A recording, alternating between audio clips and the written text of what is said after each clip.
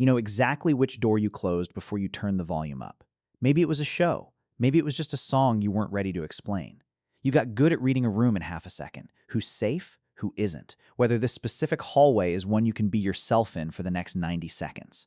Most people never had to learn that skill. I'm Ethan, and today we're talking about what it actually did to a gay millennial man, growing up in the exact 15-year window where the entire cultural script changed underneath him mid-sentence.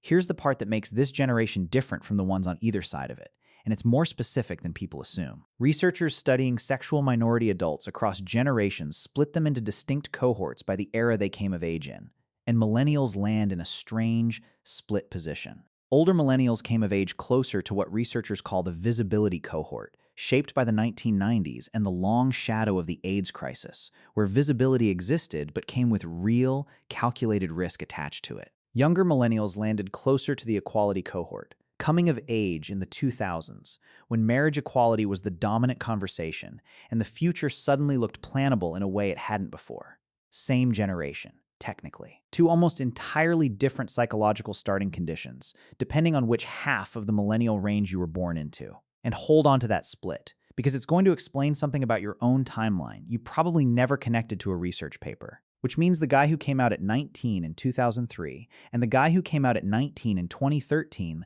lived through what researchers found were genuinely, measurably different social environments, even though pop culture lumps them into one identical group. The first one learned caution as a survival skill during a time when the discourse was still mostly about tolerance. The second one came out into a discourse that had already shifted toward expectation, even celebration. Same age, same milestone, completely different weather. Picture the 2003 version for a second. He's watching a show with the sound low, one hand near the remote, timing it to the sound of footsteps upstairs. The 2013 version is watching the same kind of show at full volume with his mom in the room, and she's the one who recommended it. Nothing about him is different.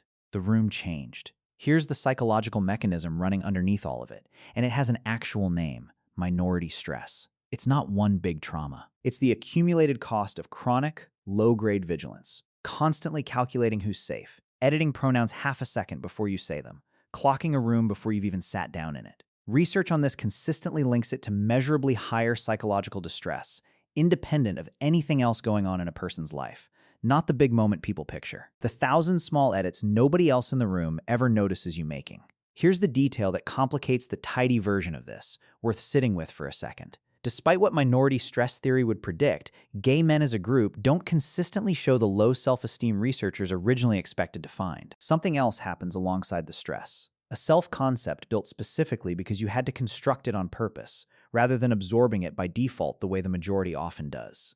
You didn't get handed an identity that matched everyone around you. You built one, brick by brick, usually alone with the door shut and the volume adjusted. Exhausting. Also, per the research, part of what makes the finished version unusually solid, not in spite of the difficulty, partly because of it. One more layer. Remember that split I asked you to hold on to earlier? Here's where it lands. Each successive cohort of sexual minority adults came out significantly earlier than the one before it. The Pride cohort, who came of age in the 1970s, often didn't come out until well into adulthood. The 90s cohort came out earlier than that. The youngest millennials and the generation right behind them came out earlier still. Sometimes in early teens, a milestone that used to arrive, if it arrived publicly at all, closer to someone's late 20s. If you're an older millennial, you may have spent your whole adolescence rehearsing a version of coming out that, by the time your younger cousin hit the same age, had compressed down to a passing mention over dinner. You watched the timeline shrink in real time, close enough to feel the difference personally, but not quite young enough to have benefited from it yourself. Here's the mechanism in one line, worth remembering. The closet didn't disappear on a single date. It shortened year by year, and millennials are the generation standing exactly on the seam where the old length and the new length overlap. None of this means the difficulty was wasted, or that older generations somehow had it worse in a way that shrinks yours. You built something durable out of a specific set of conditions. The vigilance, the self-construction, the caution that loosened its grip year by year without a clear announcement it was safe to stop.